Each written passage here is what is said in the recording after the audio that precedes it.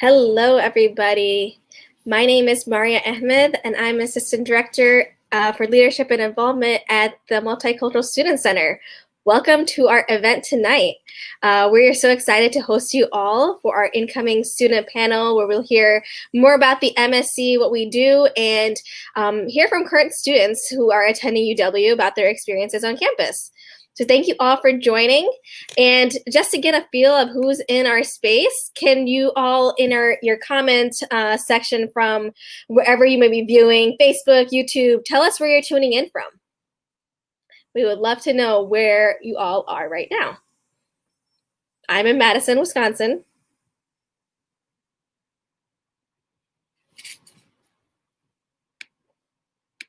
And I know as we had our sign-up form, we had really people from all over the world signed up. And we are hoping to record this and make this available because we know at some places in the world, it's not a feasible time to be tuning in. But feel free to join us through the comments. And if you know friends who are also, planning to join us in the fall and would benefit from the session, feel free to share the links. Let them know this is happening. Let them know through your social media that you're watching and you're tuning into the session. And we're going to have a good time here. So we look forward to learning more about you as well as our space. So before I get more into what we will do, we will introduce our staff at the MSC. And when I'm saying MSC, I'm referring to the Multicultural Student Center. And anytime we use an acronym, I will try to spell that out, just because we know there's a lot of acronyms on campus. And anytime you have a question about something, feel free to also ask that question. All right, we have Tyler here from Madison, but originally from Chicago. All right, thank you for joining us. So the first staff person I would like to introduce to you all today is one of our newest team members, Claudia, who is our MSC director. Welcome, Claudia. Thank you. Hello, everyone. Welcome, and thanks for spending some time with us this evening. We're really excited for you to be joining us this fall. So as Maria mentioned, my name is Claudia Guzman. I've been the director here this is my third week, so I'm new just like you.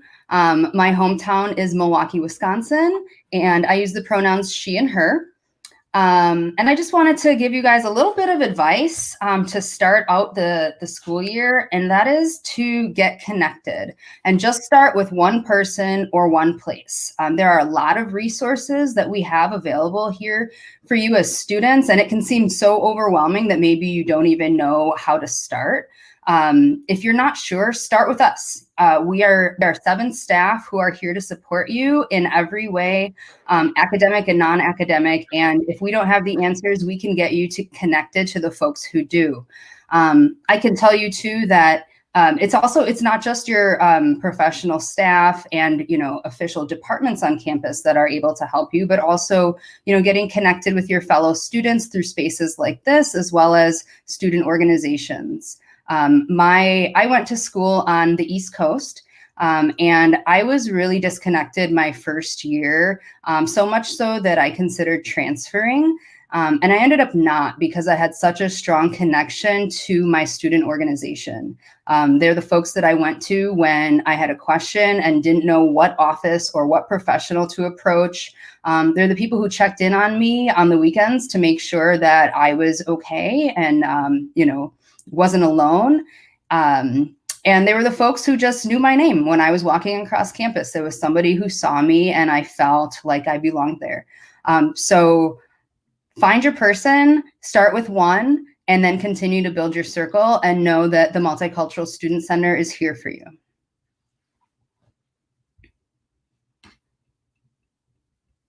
All right, thank you, Claudia.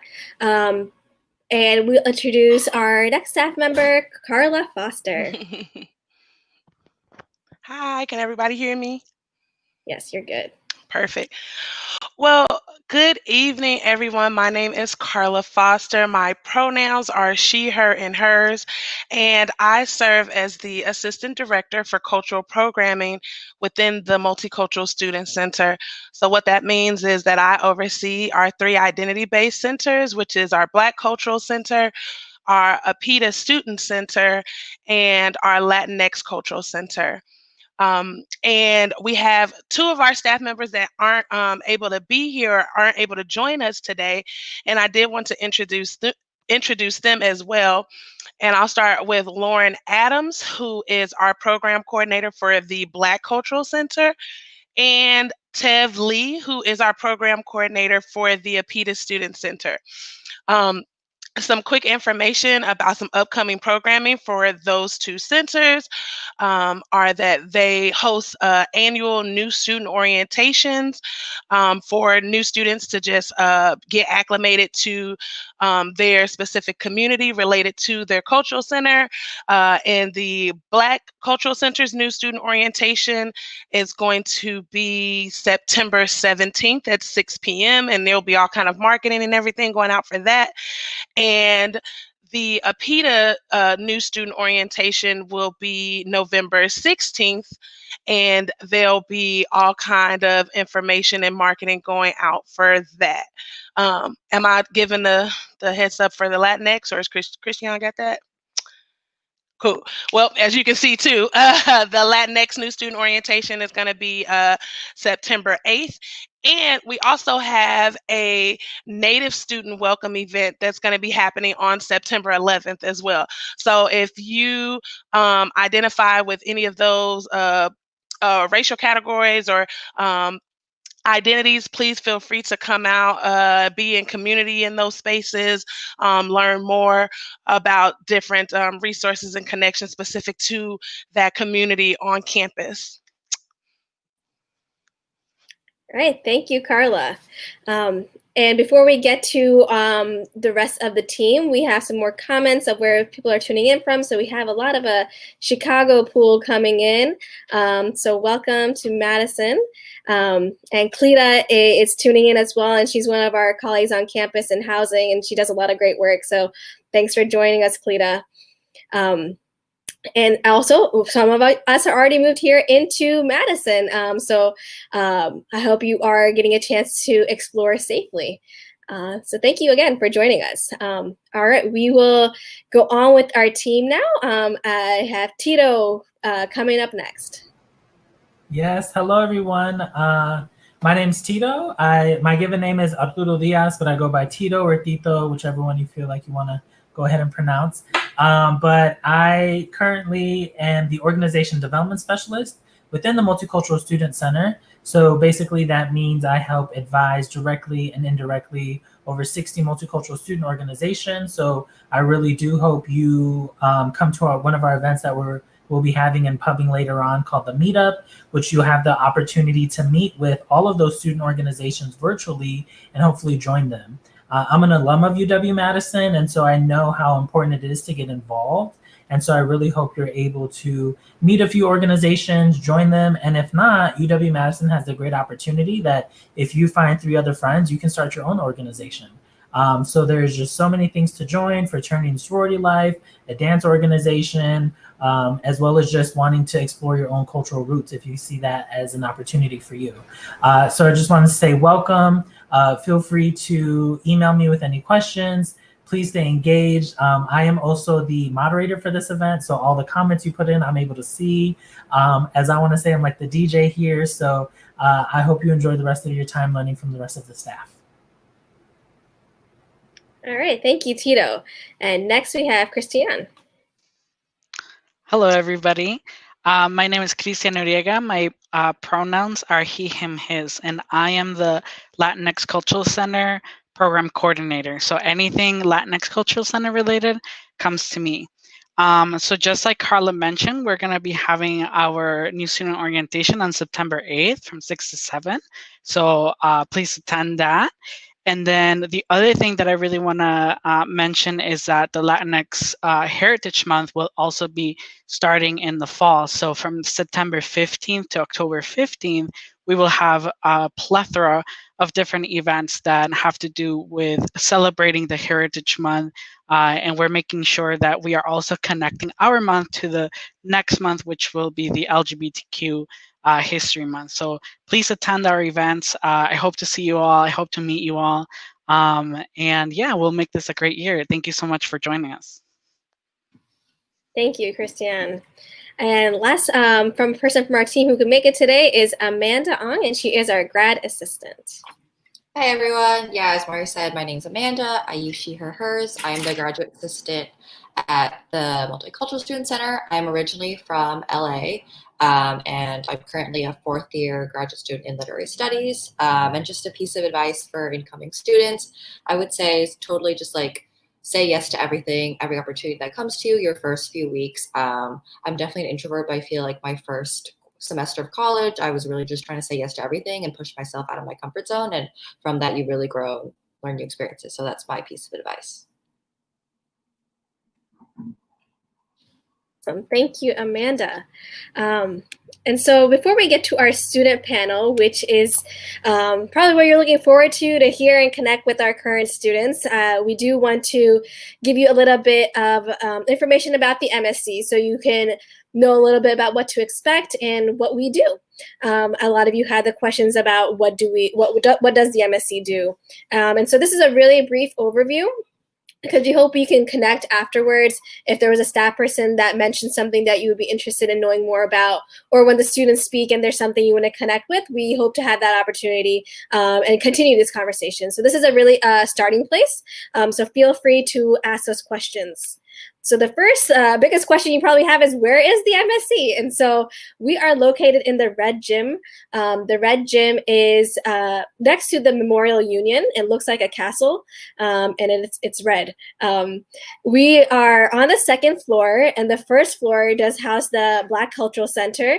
Right when you walk in, then you can go upstairs to the second floor where the MSC is, and then you go up a set of some more stairs or go a little bit further up. We have the Latinx Cultural Center and the APITA Student Center. And APITA, we like I said, we have a lot of acronyms. So APITA does stand for Asian Pacific Islander, They See American. So those are spaces that you can visit and use from the MSC.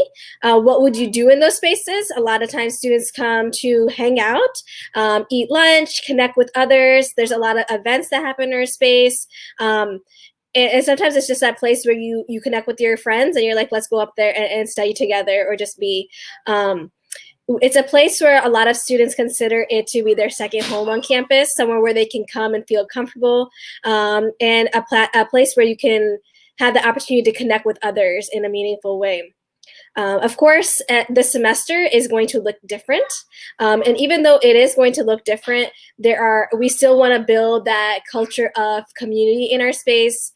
We hope that it's still comfortable, and that it is somewhere that you look forward to coming to, even if it is to just study. So typically our hours during regular times are 9 a.m. to 10 p.m. because we do a lot of later in the evening events, or student orgs may have meetings in our space. But due to the constrictions with safety and with COVID-19, our hours are limited from 10 a.m. to 4 p.m. But we are open for study spaces. We will be putting this information on our website, and you'll get emails as well. But study spaces are something you'll need after being, in your own place for a long time. Maybe you're looking for somewhere to be comfortable and study. So we will have those opportunities to visit our space and just be in a place where you can be safe and also in a place that's comfortable and familiar. We still want it to be a place to connect and have fun, because that is what we like to do. So if you have a planner with you, if you have a calendar that you're using, we've mentioned some dates, and there's a couple more dates that we want to put on your radar. So the first day of classes, we will be holding the meetup, which is our student org fair.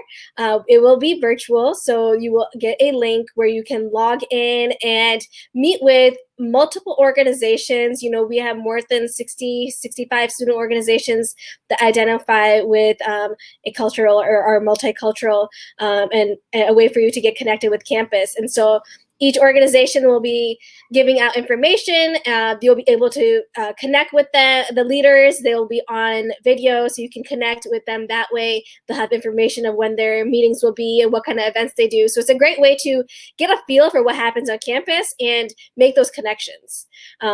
During the same time, we'll have our show and out show, which it will be a performance-based stream where a lot of different cultural organizations have put together performances from previous years, or they may be being creative and doing some online performances. They can be group performances or solo performances, but it's always a really great time to see all the talent that we have on campus. And so that will be having simultaneously on the same platform. So when you see this flyer, when you see this Facebook event, and when we send this email out, put that in your calendar. You can't really forget. It's the first day of classes.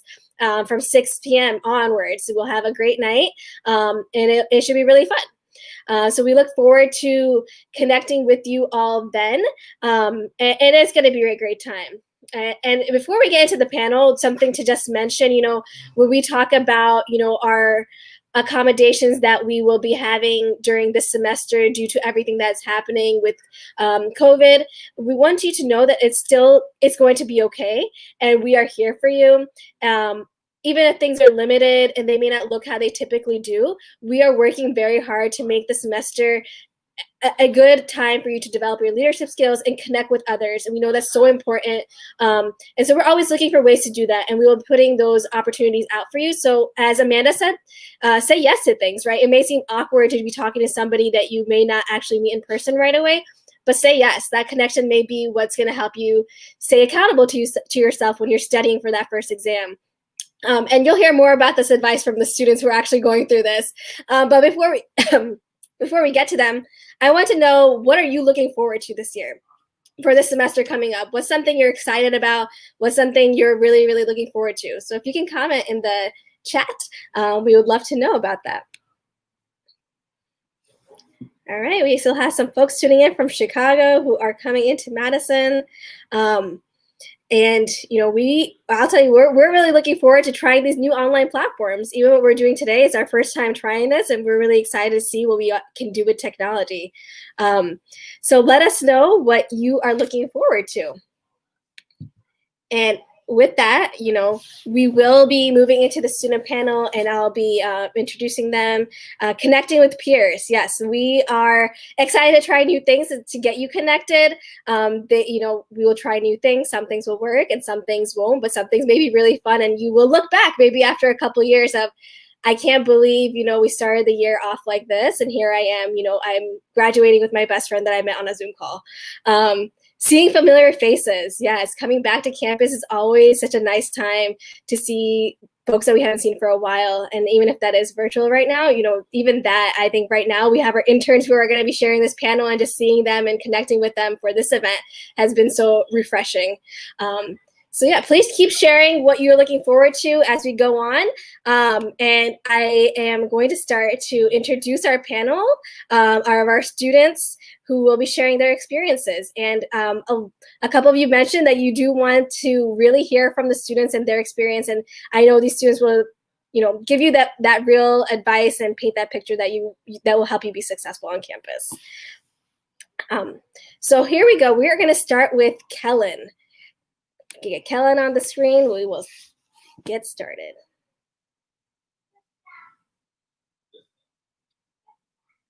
Hello, Kellen. Are you there? Hello. Would you please come back to me in a moment, please? Sure, no problem. Thank you. All right, as we are waiting for Kellen, we have a couple more comments.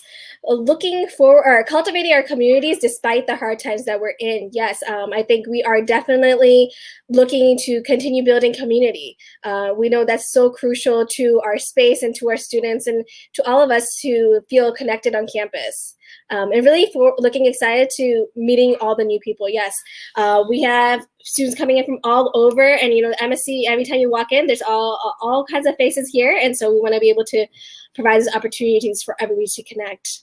looking forward to growing my network and learning new info and being a first-year grad student. Awesome. Congratulations on grad school. And I see another question about are there graduate students here? Amanda is our grad intern who can definitely answer some questions. So, the MSC does serve graduate students as well. Any event that you see that we're doing, any program, is open to graduate students as well, and there's always space to cultivate more. We have a number of student organizations that are racial or ethnicity based that are for grad students in specific. So it's a great way to connect in your field or with your major or your school, and also your racial ethnic community. So if we can skip over to May. If May, you're ready to be introduced, we will go ahead and start with you. Yes, I'm ready. Hi, everybody. My name is May. My pronouns are she, her. I've worked at the MSC. This is going to be my 3rd year now, so I've been around for a while. My first year I was in cultural programming, and this past year I was in social justice. And then this year I'm going to be transferring to the new social justice, identity, or I forget what it's called. Equity and Inclusion Education Office or something that's super brand new. So that's going to be kind of a intense transition, but I'll still be hanging around the MSC and doing a lot of stuff at the MSC. I am a 5th-year senior this year, studying gender and women's studies with certificates in Asian American studies and studio art. And I'm a Gemini. That's all you need to know. Did you tell us what orgs you're involved in and any hobbies? Yeah.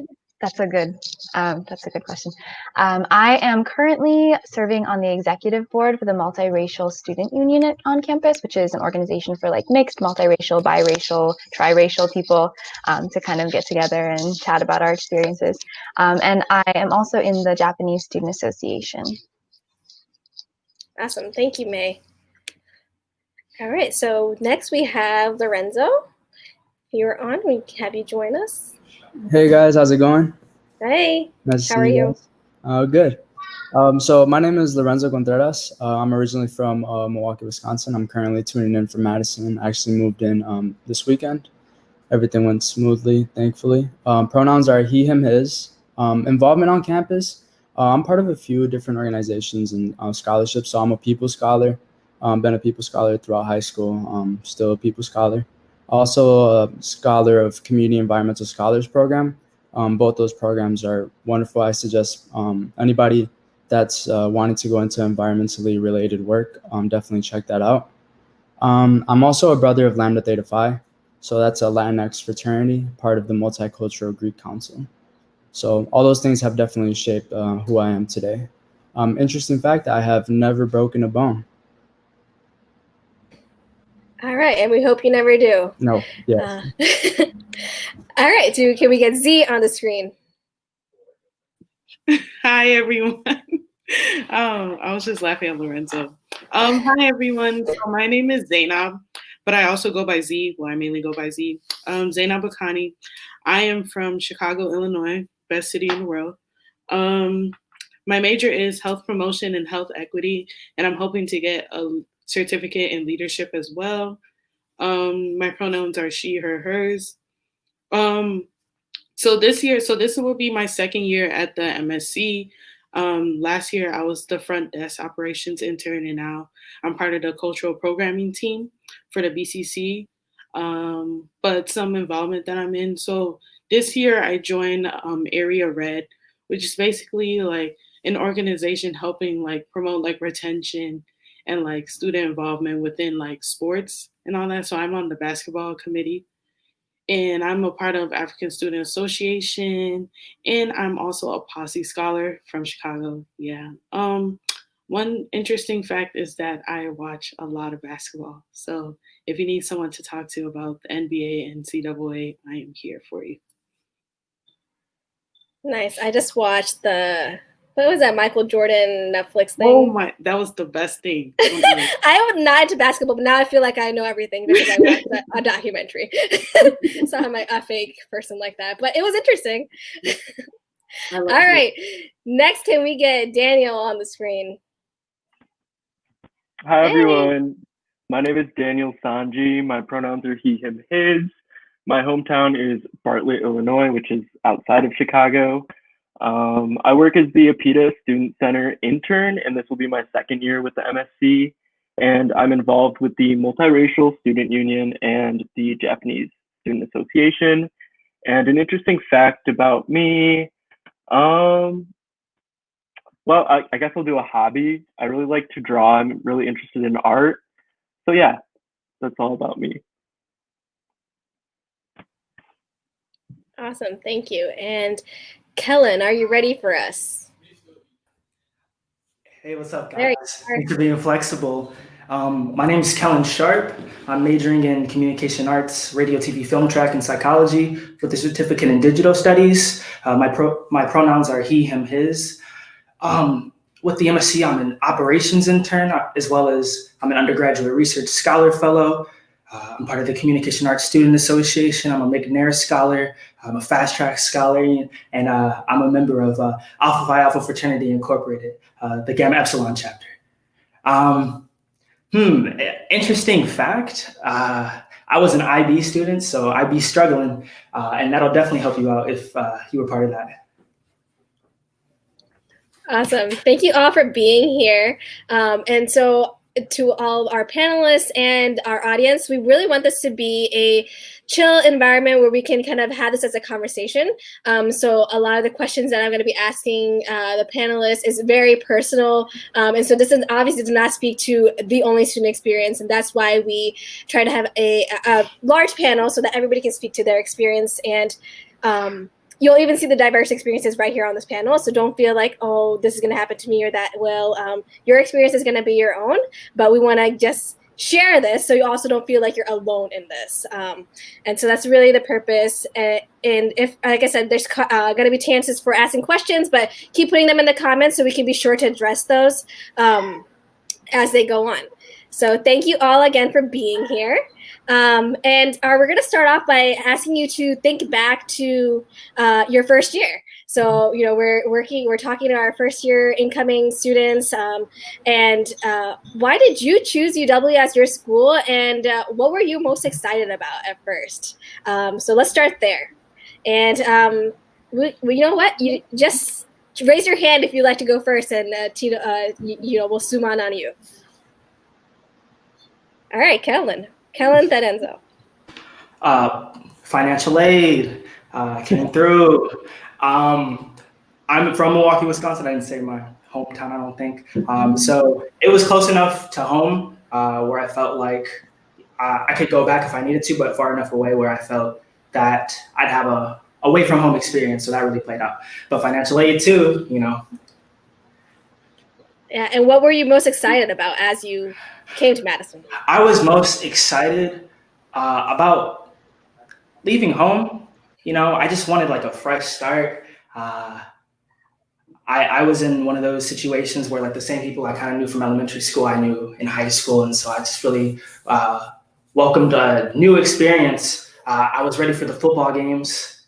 I was ready for like the whole like college town experience. And that's very much still real right now as you walk around State Street. So like you guys are in for a blast. Awesome, thank you. All right, Lorenzo. For me, I made the commitment to Madison pretty early on in my education. So through the People program, that's something that occurs all throughout high school. So every summer, starting my the summer between my freshman and sophomore year, I would come to Madison through the People program and spend the whole summer in the dorms. And that summer we would take like college related classes or do activities on campus. So I'd be here instead of in Milwaukee every single summer up until my freshman year of college. So for me, that was a really big commitment. I fully committed to begin with. It's a full tuition scholarship, very rigorous. It had a lot of demands, but I thought it was worth it. That's why I committed myself, and that's kind of what brought me here. My older sibling also came to Madison under that same program, so I think that definitely shaped the path that I took. And what were you excited about? I would say I was mostly excited about just networking, just getting myself out there. I knew I wanted to do something environmentally related. I didn't mention this earlier, but I'm an environmental science major with a certificate in environmental studies.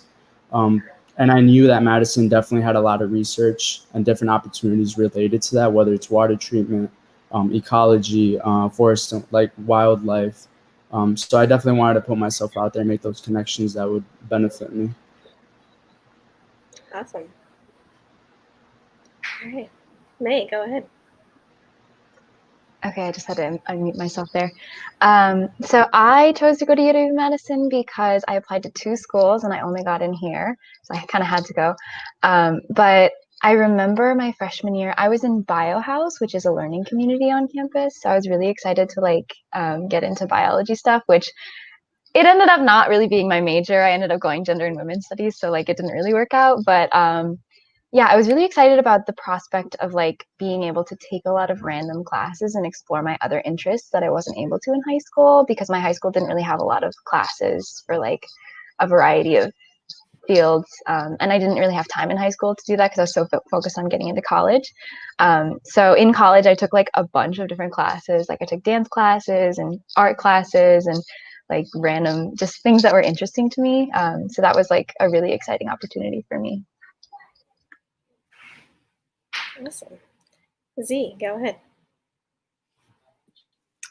Okay, so yeah, I was a posse scholar. So basically, like during my junior year, I had to like pick 5 schools, and even though like it was a early decision scholarship, which kind of basically bounded me to UW.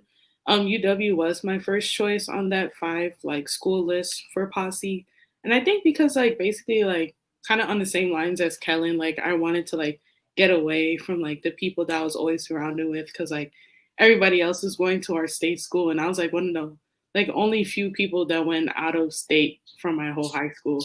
So I think like just like meeting new people and gaining new experiences like is what drove me to like stick with UW. And what were you excited about? I think just like the whole like experience being in a college town and like just like experiencing all like the little college cliches, I guess. So yeah. Awesome. And Daniel. So I forgot to say my major too, but I'm studying psychology, history, and Asian American studies. And originally I was studying biology in the honors biology program. So I did come here because I was really interested in BioCore. It's a 2-year honors biology program here. It ended up not being my thing, and I transitioned to psychology. So yeah, that's why I came to UW Madison. And then I was most excited just to see campus. Like, this is a beautiful campus. I love like seeing all the nature. I'm from a small suburb, so it's kind of just like completely flat, like prairie grass. So it's cool to be here and actually have like hills and trees and everything. Awesome. We have a question. Oh, okay. So Z, we have a question for you. What high school did you go to? Okay, so my high school is pretty new. It's like probably 15 years out. So I went to Rickover Naval Academy. It's a military high school. Yeah, it was before. They have their own building now, but when I was there, like we were in the same building as Senn High School on the north side of Chicago. Yeah, my in-laws live in the suburbs of Chicago, and I end up saying, "Oh yeah, I'm going to Chicago," but I'm not going to Chicago. All right, so when you're starting college, you were excited, but there was probably things you were nervous about too. So can you tell us something that you were nervous about, but actually became a non-issue when you got to campus? Like, those things that they show on shows, like, oh my God, I'm freaking about this, but then you get there and that's not a thing. So that's one. But the second part is, what is something that was a challenge or a struggle that you wish you did know that you can let others know about? So it's kind of heavy and deep, and I'll, you can think about it for a second, but May is ready. Go ahead. Okay, so something that I was really nervous about going into college is like, I don't know, through high school, all of my teachers were like, oh, you need to learn how to write a 5-paragraph essay because all of your college professors are going to need it, and you won't be able to get away with this in college and stuff like that, which like really made me feel like college professors are like super like intense and scary. But in my experience, college professors are like way chiller than high school teachers. Like if you need anything, you can just like email your professor and they'll be like, okay, sure, like sent from my iPhone. Like it's super like informal and like really chill. So don't be afraid to like reach out to your professors because most of them are super chill and really nice people. And something that I didn't anticipate coming in was that I would switch my career path. I think that a lot of people do that in college. I was solidly pre-med when I entered college. And even for like the first like 2.5 years of my career, I was pre-med still. And I've already taken like most of the requirements and everything. But after a while, I sort of like re-examined it and kind of went in a different way. So I just want to let you all know that like that might happen to you and that's okay. It's really exciting. Like college is a time to like really think deeply about what you want to do and explore a lot of options. So don't be afraid if your career path changes. Thank you. And any of you can just go ahead and unmute yourself and get started. Let's go with Daniel and Tenzzi. Okay, I was nervous about, so I went to a STEM academy for high school and it was very competitive. Everyone was kind of competing for grades with each other. And I was nervous going into like a biology program, an honors biology program, that it would be the same type of environment. However, it was kind of a non-issue. Like everyone in college is just doing their own thing. That type of environment in high school never reoccurred in the college setting. And then something that I didn't expect to be an issue was that I come from a diverse town, so I'm used to being around other students of color, and then I go to my dorm and I'm like one of the only students of color on my floor, and I think that was a little bit jarring at first. I was kind of taken aback by that and had to get used to that type of environment at a PWI. Yeah, I would also have to agree with Daniel. So like when I first came here, I was always used to being like kind of like at the top of my class. Not even in a like more of like arrogant way, but like I just kind of held myself up to like those standards. And then like you realize when you come to like any college that everybody is at the top of was at the top of their class. So like I felt like we're all at an even playing field. And that would kind of like I don't know, it kind of like intimidated me where I just felt like I had to do so much work because like there's already like hundreds of other people that can easily have it, if that makes any sense. But yeah, something I didn't anticipate was also with like the dorm thing. So like I lived in Celery and that's like kind of like one of the more popular dorms like overall. And then like I ended up being like one of like the only Black person with the exception of my house fellows, which are also RAs, the only Black person on my floor. So it took a while for me to like get comfortable and like be like, no one's like out to hurt you or anything. Then and like finding a niche on campus for me to like feel comfortable, like even at my dorm as well.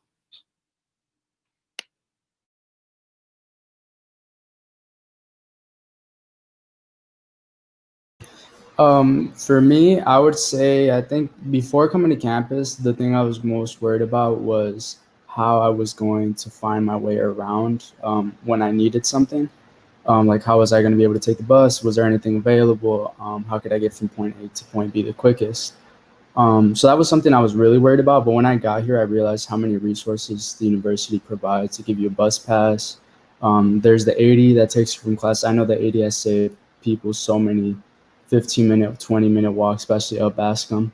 But yeah, there's definitely a lot of resources that help you get around. There are a few little places that you can go here on State Street or Fresh, or it's not the most cheap products, or it's not the easiest way to travel when you're using bus, but there's definitely different opportunities. Something that I didn't really think about, but definitely was something of concern was time commitments. So taking the minimum 12 credits itself, I know many people take 15 credits or more a semester. That alone takes up a lot of time, daily, weekly, even weekends.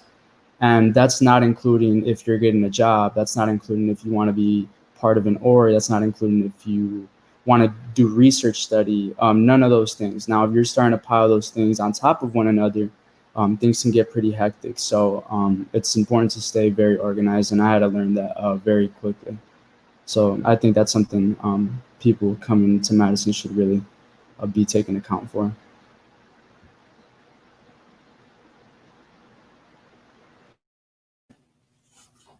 I would say I was really worried about like making friends.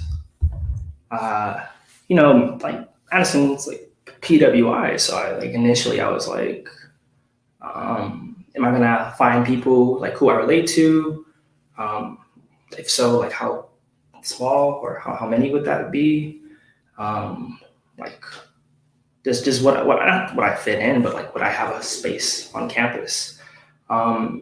And like short answer, like yeah, I like get involved in like things like this with the Multicultural Student Center, you know, different various like scholarship like programs and like other like multicultural organizations. And so like that came like really fast, and that came faster than I thought. And so like that worry of like, will I make friends? Like who can I relate to here? Really dissipated. Because like in the beginning of the year, there were so many like things, especially hosted by like the MSC, like where I initially went to that and like I found my peoples and like I was set. Thing I like didn't know about, I feel like people should know, like the amount of like mental health resources here on campus, because you know you can suffer from like imposter syndrome or you know feel a type of way at times. And you know that's just college in general.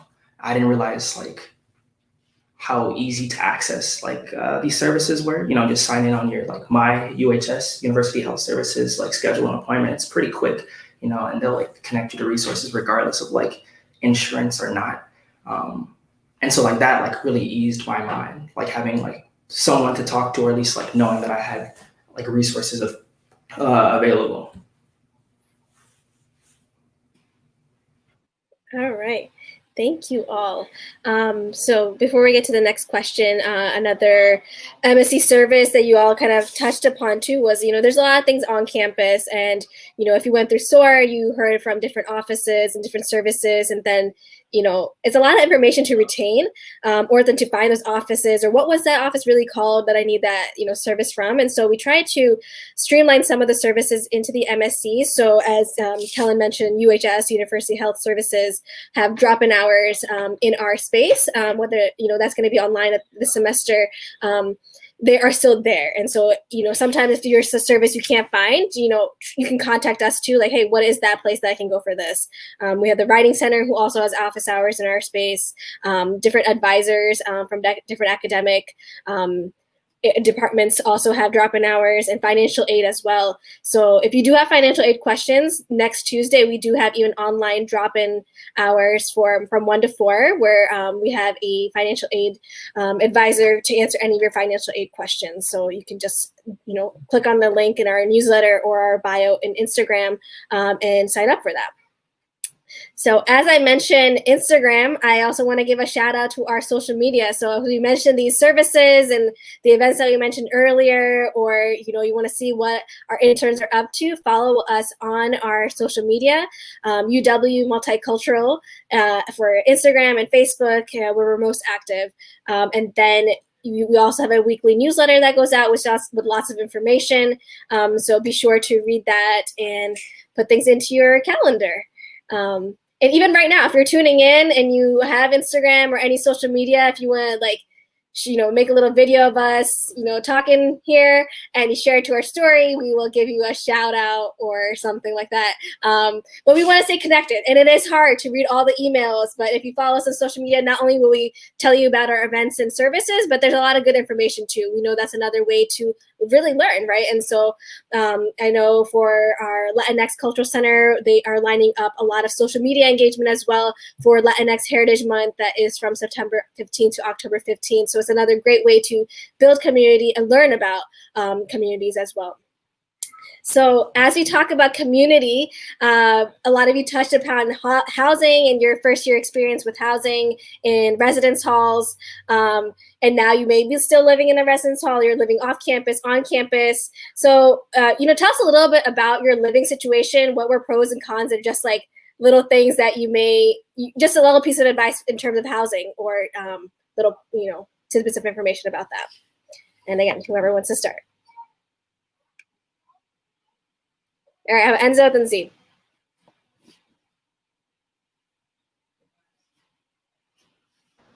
Sorry, I had to unmute myself. Okay, so for housing, I would say I enjoyed my living situation my freshman year. I lived in the dorms. I lived in Og Hall. I enjoyed it because I actually got one of my top choices. I know a few people who didn't get their top choices. They had some mediocre or bad experiences, which is unfortunate. I mean, the university tries to do whatever they can.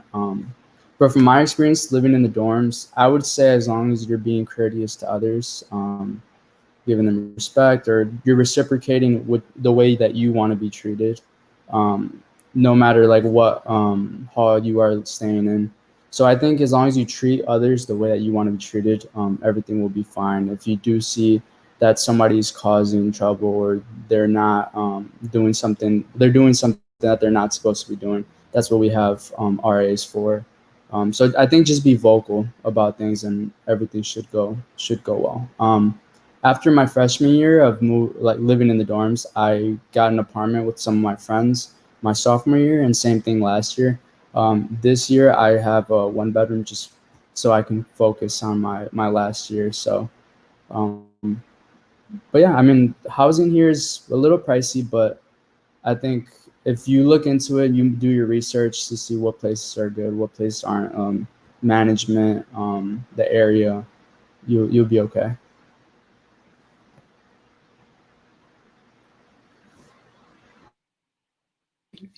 So yeah, I think me and Kellen are the youngest ones. So yeah, ours are like pretty close back to our experiences. So basically, I don't know, like I feel like they're not a hit or miss, but it's like what you make out of it, what I would say.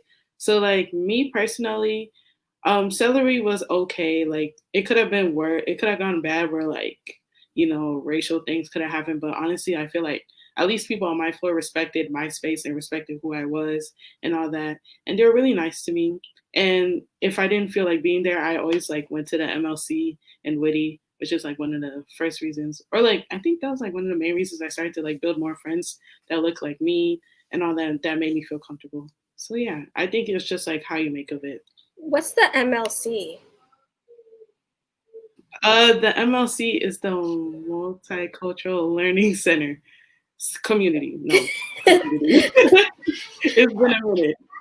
Yeah, it's like basically a floor in Witty Hall. The second floor still, where basically like people can choose. I think, yeah, you can choose to live there when you're doing your little housing thing. And it's just like a community where like they have like various cultures, and they just like spend time with each other and do different events like surrounding that as well. So kind of like the MSC, but in a dorm. Nice. Yeah, May, go ahead. Okay, sorry, it's always a rush to unmute. So my advice for housing would be, so a lot of UW Madison students after their first year get an apartment and live in off-campus housing. And typically the time that you sign leases is like November, December. So I know when I was a freshman, I felt really, really rushed into like making a decision to like live with people I had only known for 2 months and like find a roommate and like find an apartment and stuff. But I just want you all to know that like, even though the housing market in Madison makes it seem like it's super, like you have to make a decision super fast, there's still going to be apartments available like in the spring if you want to sign a lease then. And I think it's super important to pick your roommates wisely. I mean, it's really hard when you haven't known these people for very long, but roommate problems are like one of the biggest issues one of the biggest stressors in like a lot of my friends' lives. So just know that like you don't have to sign right away in November. You still have time. You can wait until the spring or even the summer to sign, and choose wisely.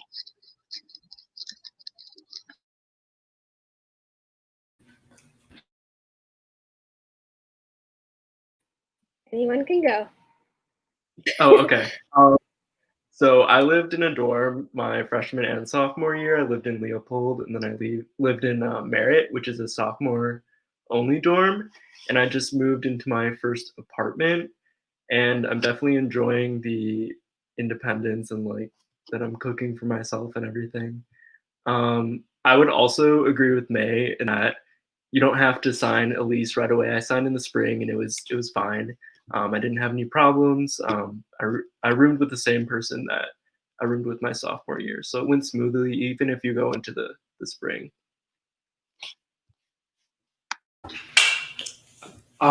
So my freshman year, I lived on the MLC, the Multicultural Learning Community floor, and I highly recommend that you guys tune into like what they're doing over there, because like they're very open. So maybe you can hop in on some Zoom calls or whatever is going to go down. But my piece of advice is like communication is key. It is key. I'm an only child, so like I moved into a dorm and I had a roommate, and I was like, I wasn't really feeling it. But it's just like you just gotta learn to coexist with a person and not that like close proximity, because it's really tight. It's tight in that room, and so you just really have to like be able to establish like boundaries. I don't like this music like being played past here. Like let's not slam the doors, especially this year. Like you need to like talk, and just make sure that like you say all that you need to say in the beginning, because no one likes like someone who's like super passive aggressive throughout the year and let it build up, because that's no fun. But in terms of like this year for myself, I'm living in a studio. And so definitely I'd say while there's like no rush to sign anything, those go fast. And a lot of those like 1-bedroom in studios, in case like you're thinking about those sorts of things. So keep an eye out, but again, don't rush to sign. Yeah, that is all very great advice, because it is different in every city, especially when it's your first time signing something. It's a big decision, and especially the roommate situation, right? Because those relationships will impact your day. And so really being able to have time to vet that and ask those questions, and especially right now we're all virtual, it may be difficult to find that community or that person that you're going to live with. And so if you have ideas of how your questions you have, the MSC is there to help facilitate these kind of conversations. So if you just think of something like that, we are here for that. All right, so we don't have too much more time, but I'm gonna ask you all to share like a 1-sentence answer to a general academic theme. So a lot of you have mentioned switching majors, and that's very sometimes confusing, or can I even do that? Am I going to lose time? If somebody can speak a little bit to that. Secondly, what are office hours? Like, how do you utilize that? What does that even mean? If any of you have used office hours with professors. And then online classes. So all of you had to switch to online classes in the spring. What was something that you learned that helped that situation versus something that was like, it could be totally online, totally academic, or if it is like, I got this chair and it helped my back because I'm sitting online all day. So if you all can speak to some of those, and you don't have to answer all those questions, but anything that you want to touch on. Go ahead, Lorenzo. I can speak on the major changing subject. So I think with that, it kind of sucks that the quote unquote standard for graduating is usually 4 years. That puts a lot of pressure on students. And I kind of like, college is supposed to be a time where many students are figuring out what they're trying to do, what they're trying to study, what fields they want to go into. Some people don't come to college or universities knowing what they want to do. So I think that's totally fine. Those who don't know, those who know, that's great. You have a path you're set on. Who knows, you might not like it. You can change. Those who don't know can experiment. yes, it does take a little bit more time, but when you're staying within a field, like changing within the same area, like most classes tend to overlap, so you'll be able to meet requirements regardless of the class, as long as the change is not completely different. But I think it's okay to take your time. It's okay to take a 5th year, 6th year, like it's totally fine. There's nothing wrong with that. You do not have to graduate within 4 years. And I think that's something that a lot of people need to hear. It takes away a lot of pressure from students.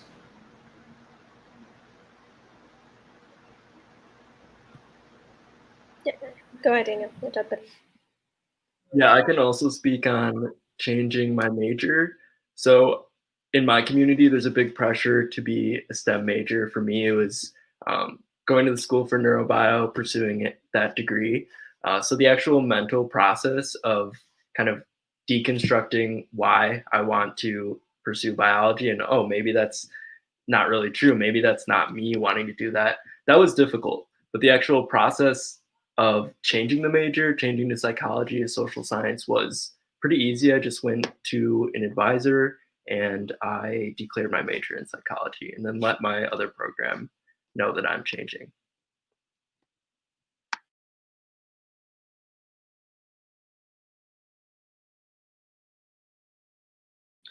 I can speak on like when we went online this past semester. So it was pretty weird for all of us. Like it kind of just like I felt like it slowed me down mentally because, like this is not what anyone would have expected coming into 2020. But, it is what it is.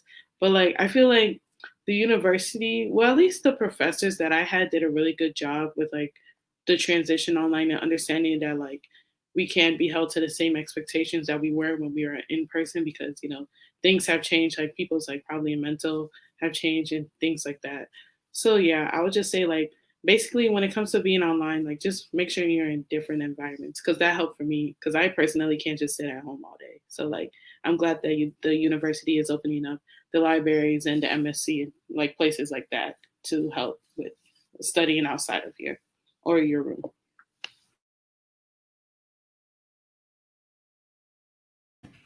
I can speak on office hours.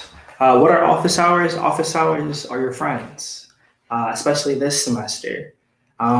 So basically, it's a chance for you to get a one-on-one with either your professor or your TA for like a period of time where you can start to ask like those real questions, like how do I do this homework or what's going on? What like I need an those sorts of things. But like I feel like a hidden thing about office hours, it's like it's a way to also build rapport with your professor.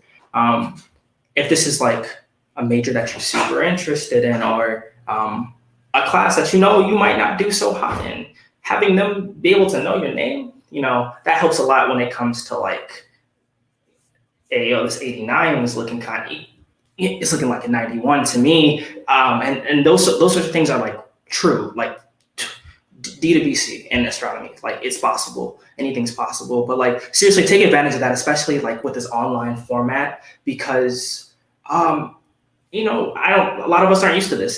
This will be tricky. And so especially like getting in the beginning of the year and start asking those questions. If you don't understand something, ask those questions. Like I don't understand this, and really take advantage of that because like that'll help you in the long run, like truly.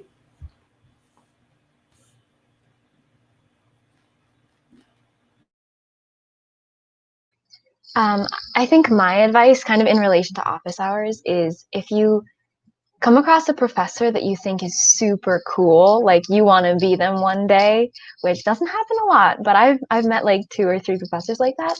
I would highly recommend just like sending them an email and being like, hey, I think you're really cool, or going to their office hours, or like really engaging in class and like getting to know them, especially if you're planning on like applying to some graduate schools in the future. Like it's really good to have a professor that you cultivate a relationship with.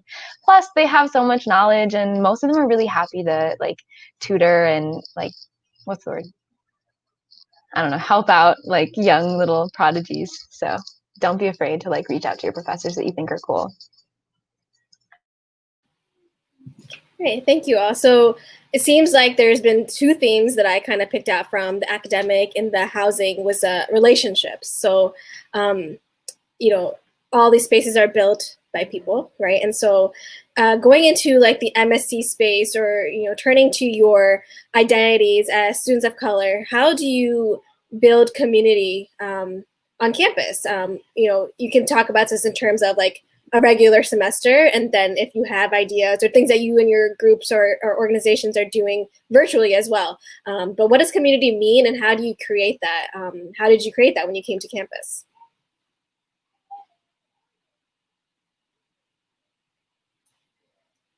Right, Z.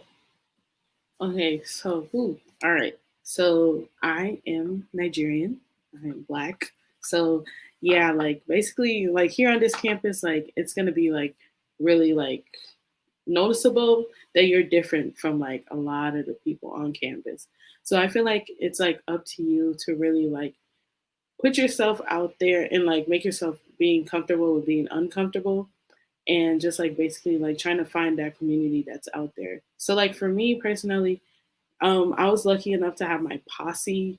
Like it's a scholarship, a full tuition scholarship that sends like 10 of us to the same school together and all that. So I knew them before coming into campus, and then like being able to like have them as like a little standpoint on like making friends, and then like going like outside of my network was what made me like uncomfortable at first, but then it made me happy because like honestly I wouldn't be here in like the position I'm in, even at the MSC or in like period like I think that just like really helped me like get out of like my personal shell.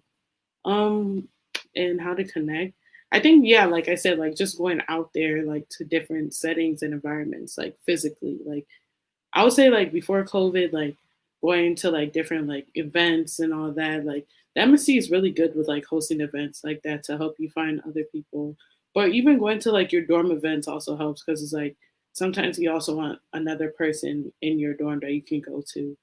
So yeah, I think just being able to be like comfortable within yourself and know who you are, and don't take the little weird compliments.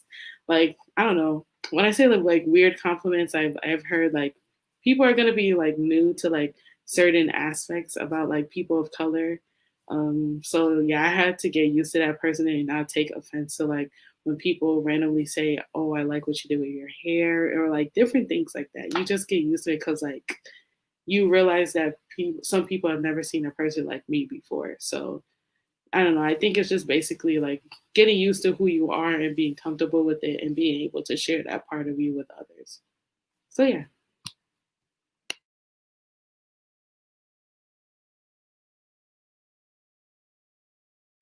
I wanted to go off what Z said, definitely about building community. I think the key is to put yourself out there. You can't build that community if you aren't going to these events, if you're not looking for different things that are related to your identity, the one that you basically share the most with other individuals.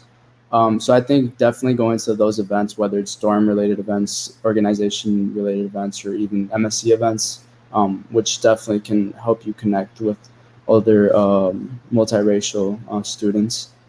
So I think that's definitely a key factor, just putting yourself out there. For me, being a Latinx male here on campus, there's not that many of us. I mean, that goes with all POC. There's not that many of us, so we're a very close knit community. And I think that what helped me the most to put myself out there is people, along with just being part of the fraternity. So that introduced me to a whole other group of individuals in the Multicultural Greek Council and PHC. So basically, just putting yourself out there is definitely the key, like I said.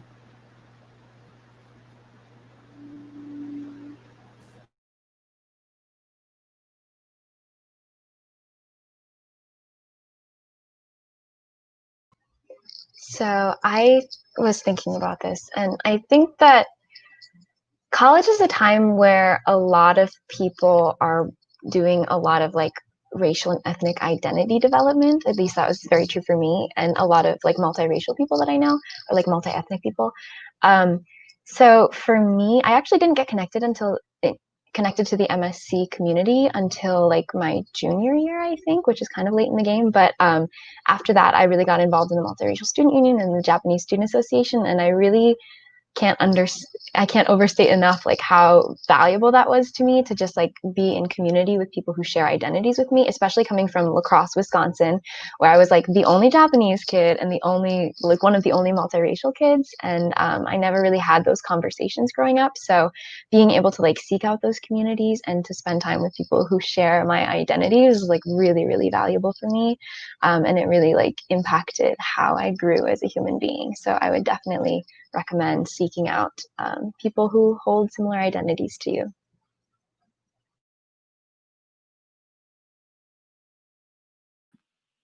I can go. So I identify as a queer, multiracial Japanese American, and my sort of racial identity development journey started with the Asian American Studies department.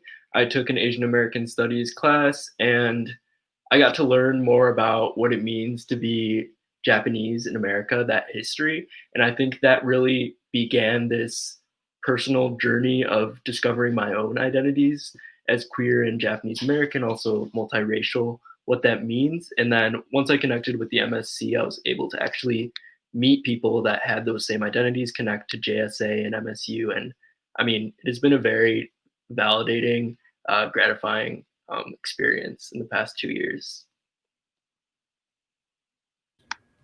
For myself, like everybody else, a large part was just joining multicultural student organizations. So I was just like a general member of the Black Student Union, as well as I involved myself within the Black Cultural Center, and I just walked in and just ended up seeing a lot of people and building relationships with people of like similar backgrounds. And from there, I just started to get involved with more events, and like eventually a job like this opened up, and I was like, whoa, I already like this is the community that I'm already like a part of. I want to speak on like just one piece of advice is like a POC on campus is like you need to take ownership of your experience here. This might not be like the most ideal situation in terms of what's going on with the pandemic or even like the sheer like demographics, but it is your experience, and a large part of me was like, well, I don't see a lot of people of color in this space or in this space. Like I was an editor for the newspaper my freshman year. I don't see a lot of Black people in this space or people of color in general, but like I still wanted to do this, and I like still dived in, and then eventually brought more friends, and that kind of went from there. And so just don't be afraid to like, take ownership and just do what you want to do, because it's great to be involved in everything multicultural, and please do, build those relationships. But also if you see clubs and other things that you want to join, where you might not necessarily feel the most related to, take a leap of faith as a POC.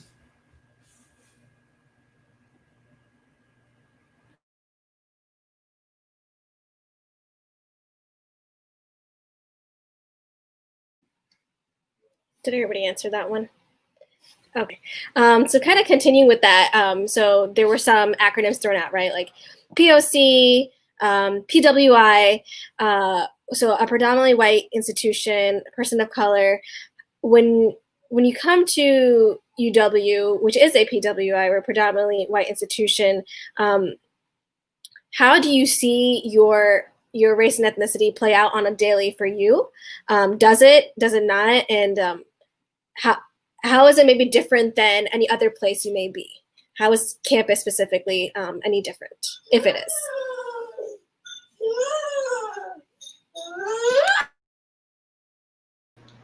I can go. So for me, I've definitely had a lot of experiences based off my race alone.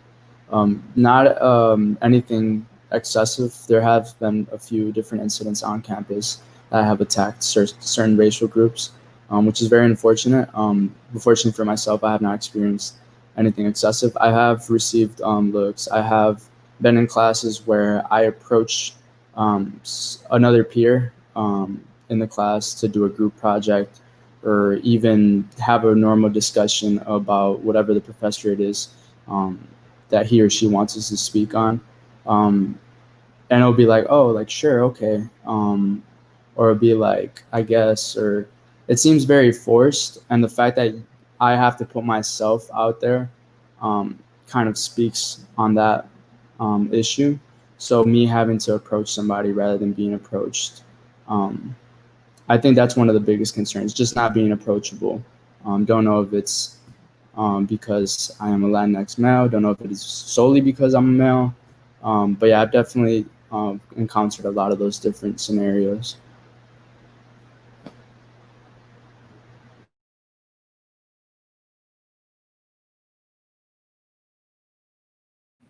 Well, I can speak on this. There will be times, you know, like you'll experience like some pretty heavy like microaggressions, and so like this comes like all different types. But one way that it really like showed for me that I never expected it to was like kind of like group discussions. So I just like be in a group with, you know, the only POC in there. You know, I'd be talking, but it feel like everybody else was kind of talking around me or like talking to each other. And then when I was talking, it like wasn't really like hitting the same. Or even with like some professors, like, and I was like, am I imagining this? And like, I wasn't, you know, like it was a super like valid like feeling. And so just like, as a POC, you will experience like microaggressions that will have you just do it. Like, did they just, they said that? Or like, what does that mean? You know, those sorts of things. And so just remember that like your feelings are valid and what you're going through is like a real experience.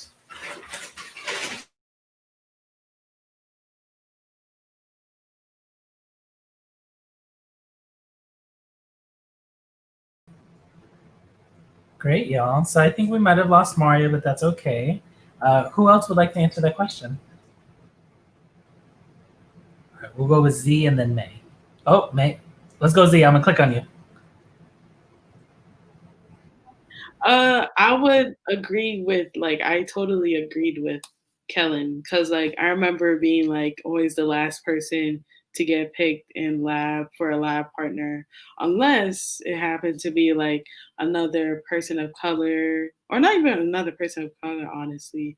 I feel like if it was another Black person, they felt comfortable enough to be partnered up with me.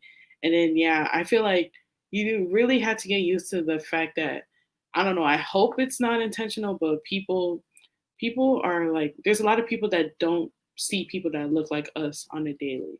And I really had to like learn that and buckle up on that when I lived in Celery my first year. Cause like I would have random people on my floor coming up to me while I'm in the bathroom, talk about, I love your lips. Or people at Gordon, the dining hall, saying, I love what you got going on there. And it's just like, you know, when you just be wearing a regular t-shirt and maybe my hair has some type of string in it, and there's, you know, like just the weird things like that, you really got to get used to, because I hope honestly that they're just like, not naive, but like they just never seen it before. And now they're seeing it, but it's okay. But I think it's gotten better after like this last year now. I think people are now getting used to the fact that, you know, people of color, I don't feel like we're different, but like they're different from what they're used to be seeing in their hometown. So I just feel like, I think that's important for you to like hone in, like that you're not different and you're not like some like exhibit animal that they need to be shown off, but like, yeah, you're okay.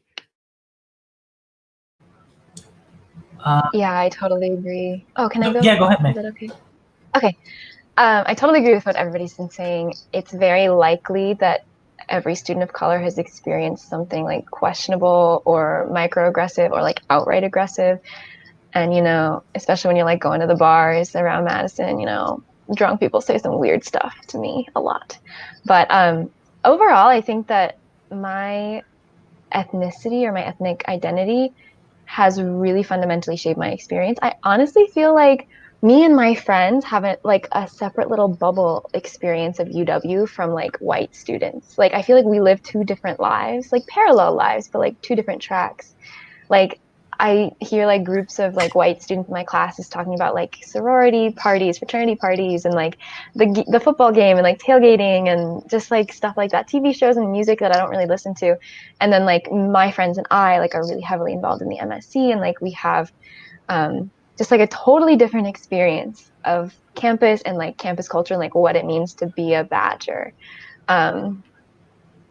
So yeah, I think race and ethnicity for me has played a really big role in my college experience, but not necessarily bad. I mean, it has helped me, like, it has helped connect me to a lot of other students of color on campus, and like I've found my best friends like through MSc programs and stuff. So it's not all bad, I promise. Thanks, May. We have one question from Facebook that I'm going to post up to here now, so feel free to look that over. Hey everyone, sorry, I'm back. It's just real life, technical issues, but here we are. So I will read this question here from Naomi from Facebook. As a student of color, did you guys ever feel pressured or a sense of responsibility to take part in groups that have members that have the same minority background as you? Or ethnic background?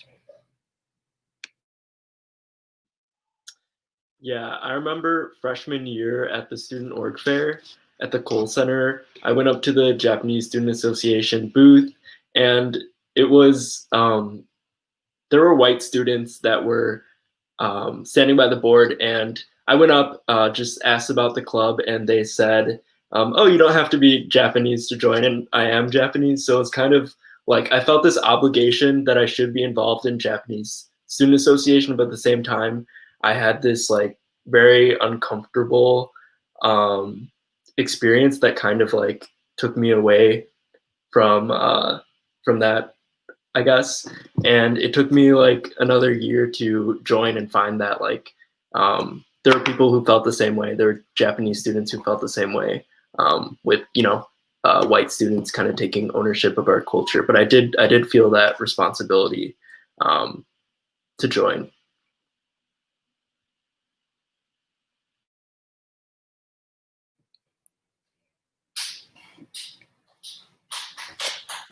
I would definitely agree with Daniel. I think it was more of a sense of responsibility as well as comfort. Just because, as I mentioned earlier, I'm a brother of Lambda Theta Phi, Latinx fraternity. So I believe that I wanted to do something bigger on this campus than normal, obviously volunteering and all that stuff. Being part of that group allowed me to be who I am while doing all of those things.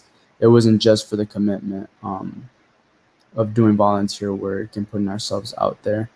So I think I did have that sense of responsibility to me as a Latinx male to do something more on this campus than obviously we're here to get our education, but doing something bigger than just that all at the same time was very beneficial. And same thing goes for the Community Environmental Scholars Program. So I am one of the only Latinx members of that community. And I think that goes to show that even though I don't really share any ethnical background with those individuals, I still share interests, I still share hobbies, I still share passions for the environment. So there's nothing really forced about it. It's more of sense of responsibility and comfort, passion, etc. The list goes on, but yeah, never really forced.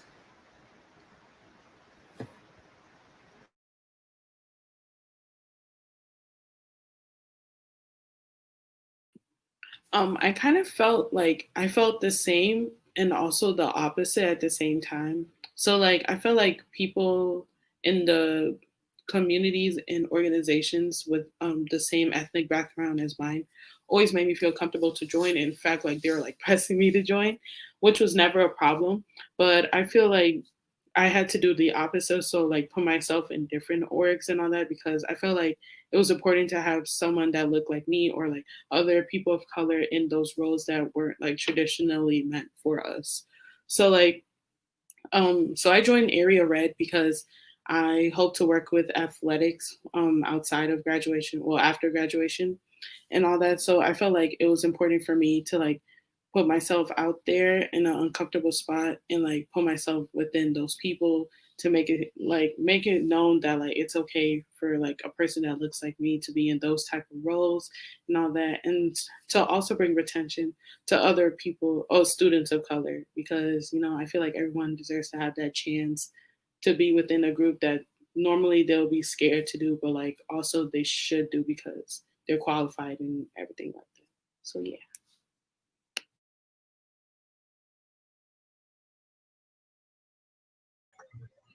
I think for me, I actually felt the opposite of pressured or like a sense of responsibility, because like as a multiracial person, I was already kind of hesitant to join the Japanese Student Association because oftentimes it's like I'm not very fluent in Japanese, and a lot of people make me feel like I'm not Japanese enough to like claim that Japanese identity and like be a part of JSA, et cetera, et cetera.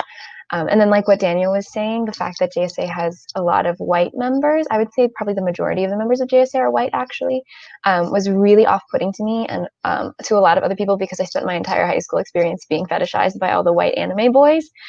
So it was really difficult for me to get involved, I think, in the multicultural community, because I'm multiracial and because JSA is kind of like a weird outlier in that sense, I think. But yeah, I think I really had to like push myself to do it. It took me a few years before I joined JSA, but I really had to like push myself, and I'm really glad I did, because I was able to connect with people from a similar background as me, even though it was kind of difficult.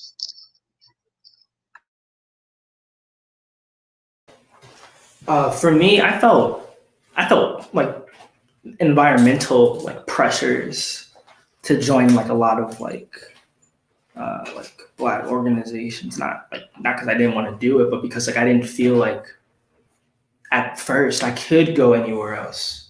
I didn't feel comfortable anywhere else, and so I felt that pressure in that regard. But like eventually, I started realizing like like a lot of these organizations I'm part of, like I feel like my soul, from like my comfort on one end, and kind of how like Z was talking about, I found kind of like a lot of my academic interest or my hobby interest in other organizations and other places. And so like I definitely like found a balance, but I realized maybe I don't want to be like part of BSU in terms of like an e-board position. Maybe I'll just be a general member, and as someone and like a lot of people in Madison who were like overachievers in high school, like you want to feel like you got to be part of everything. But it's okay to like, pick and choose and just like get what's good for the soul, and get what's, good in all facets of yourself.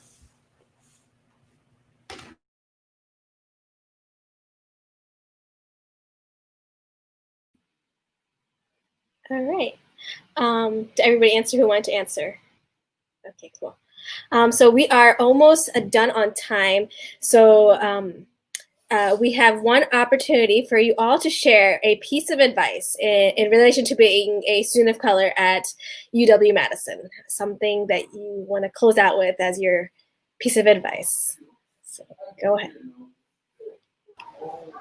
Stay true to yourself. Do not change who you are for someone else or any group, professor, no matter what. Just stay true to yourself. I would say embrace like being different from everyone else, especially being on a PWI. Like embrace that and use that to your advantage. Because at the end of this day, everybody needs you. You don't need them, especially on this campus. So yeah, here it is. I would say like know that you're not alone and that you've got a bunch of resources at your disposal. And so definitely like take advantage of that. I would say also like Kellen, like you're not alone, that a lot of people have the same experiences as you, and don't let them feel like you're crazy for feeling like you were microaggressed or something bad happened or some people are treating you in a certain way, because all of us have had that experience. It's very valid. Like literally you're not alone. Everybody has had that experience. So don't let them make you think you're crazy for it. I would echo all of those thoughts. And also, there's plenty of classes that you can take regarding your cultural background or other identities that you hold, so you can take advantage of that too. I know for me, it's very beneficial. All right, thank you all so much for taking time to speak with us today and share your insight. It is so valuable. And, you know, we have kind of let our audience know that there may be opportunities to connect with you all if there was somebody who wanted to follow up about transition of majors or, you know, what department about this, that will kind of facilitate that. But right now we have an opportunity for anybody in the audience to ask questions as well, and we will try to answer them really quickly here. As those questions come in, I also want to just emphasize and share everything that the panel has said. You know, your experience is going to be the only thing that you can change and create. So really taking the opportunity to take these couple of years to explore, be in uncomfortable spaces, but also remember to be in comfortable spaces. You're going to need both of them. These couple of years are really an opportunity to meet all kinds of people that you may not have that opportunity later in different spheres that you get into. So college is really that environment where you're not only learning in class, but from everybody around you. So taking it in that mindset where you can ask those questions and form those relationships with people you may have never had the opportunity to meet or connect with otherwise. And, you know, the MSC is here for you. If there's things that you want facilitated and you're not seeing in other spaces, or, you know, you see connection to a resource or a body to talk to, you know, we're here to help facilitate those conversations and create those spaces that you are looking for. So, you know, follow us on social media, connect with us on our newsletter, and we hope to see you around on campus, 6 feet apart. But we are there, we will be there. And, you know, whatever the situation is, we are going to make the most of it. And it's going to be a good year, a good semester. And we're really excited, and we hope you are too. And we're ready to get the show on the road. So we hope to see you all on September 2nd at the meetup. Online with meeting with student organizations and showing out with cultural performances streaming to your computer. So stay connected. Thank you again so much for joining us, and let us know if you have any questions. And thank you to all our panelists.